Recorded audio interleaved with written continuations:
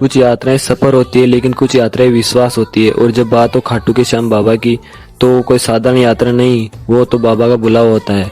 कहते हैं जब मन दुखी और जब दुनिया समझ ना पाए, हर तरफ अंधेरा लगे, तब दिल के किसी कोने से बस एक ही नाम निकलता है, श्याम बाबा, अब आप ही संभाल लो। मैं सचिन चौधरी, और मैं जा रहा हूँ नहीं, आपको लेके जा रहा हूँ एक ऐसी यात्रा पर जो सिर्फ रास्तों का नहीं बल्कि भरोसे का है। एक ऐसा सफर जो खाटू के श्याम बाबा के दरबार तक जाता है।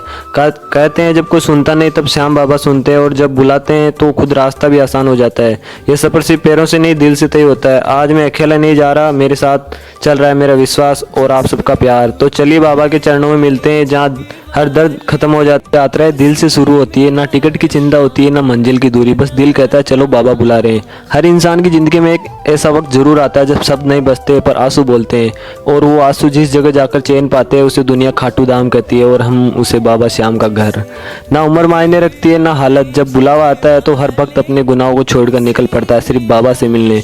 कितना अजीब है ना, इस दरबार में आकर दिल खुद भी हल्का हो जाता है। शायद इसलिए कहते हैं श्याम के दरबार में कोई खाली हाथ नहीं लौटता। शायद यही चमत्कार है बाबा श्याम का, जो वक्त नहीं बदलते इंसान ही बदल देते हैं। इसलिए मैं अपने आप को बदलने के लिए निकल पड़ा हूँ बाबा श्याम के दरबार में, जहाँ पे सुकून बहुत मिलता है। ट्रेन में बैठा हूँ लेकिन नींद नहीं आ रही, कहीं बाबा सपने में आकर ये न कह दे उठ जा बेटा, खाटू वाला स्टेशन निकल गया।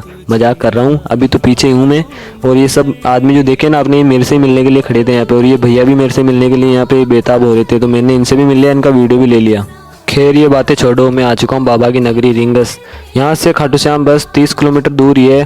तो बाहर निकल के रेलवे स्टेशन से और देखते हैं क्या नज़ारा होता है और कहाँ पे बसें होती है, तो वहाँ पे बैठते हैं। फिर हमें एक भाई मिल गया था, इनको चैनल का नाम बता के फिर हम आगे बढ़ गए हमारी डेस्टिनेशन की ओर। खैर जब तक कोई नहीं तब तक आप ही हो मेरे साथ, मेरी स्मेल और मेरी बाबा की दया, बस यही काफ़ी है सफ़र के लिए।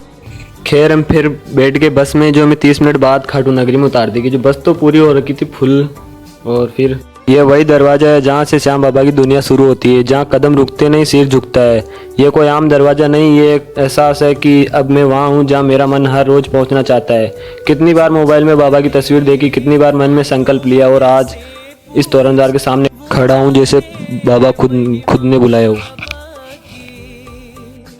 जैसे बाबा ने बुलाया हो। इस दरवाजे के पीछे सिर्फ मंदिर नहीं है, यहाँ प्रेम की दुनिया है, जहाँ श्याम बाबा हर किसी के आंसू को सुकून में बदल देते हैं। कहते हैं जब तुम यहाँ पहुँचते हो तो समझ लो बाबा ने तुम्हारा दर्द सुन लिया है। और तो चलिए उस दरबार के दर्शन करते हैं जहाँ हर कोई बराबर होता है और बाबा सबके अपने होते हैं। तो ये रात वाले दर्शन थे, तो हम बाहर आ गए करके, फिर खाया हमने खाना इतना टेस्टी और इतना सस्ता।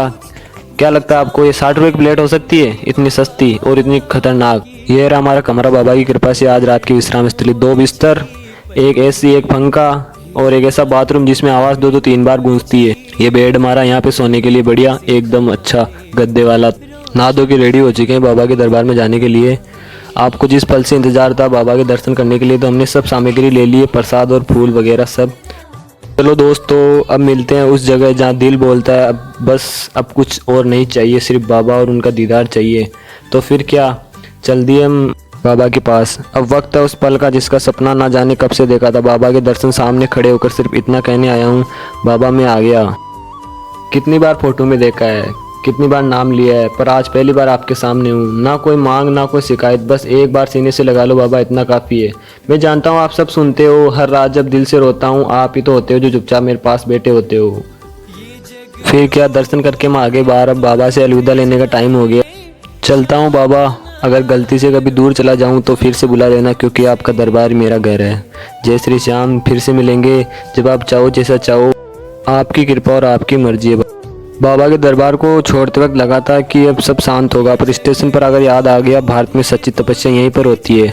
स्टेशन पर आकर समझ गया यहाँ ट्रेन नहीं आती, बस भावनाएं लेट होती है। भावना का मतलब हमारी ट्रेन भी लेट है, हम भी तपस्या कर रही है हमारी ट्रेन कब तक आ जाए। फिर हमारी ट्रेन आते हम ट्रेन में बैठ गए, और अब बिना वक्त गवाए हम इस व्लॉग को यहीं पे ख़त्म करते हैं। तब तक के लिए बाय बाय। उम्मीद करता हूँ आपको व्लॉग बहुत अच्छा लगा होगा। कहाँ से भी आप व्लॉग देख रहे हो प्लीज़ कमेंट में ज़रूर बताएं, और क्या गलती की मैंने व्लॉग में वो प्लीज़ कमेंट में ज़रूर बताएं।